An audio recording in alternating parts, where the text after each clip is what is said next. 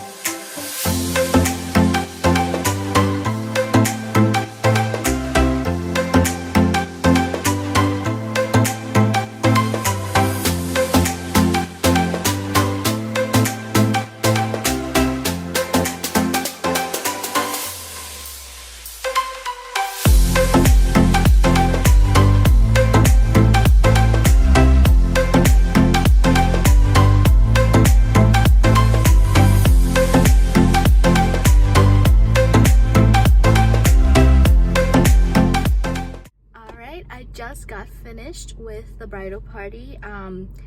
It was a decent sized bridal party. It was wonderful. They were so nice. And I am heading home now. It was fun, but I do have a pretty much almost 2 hours drive back home. So yeah, anyways, I hope you guys enjoy this video. Don't forget to thumbs up if you liked it, and I'll see you guys in my next video. Bye.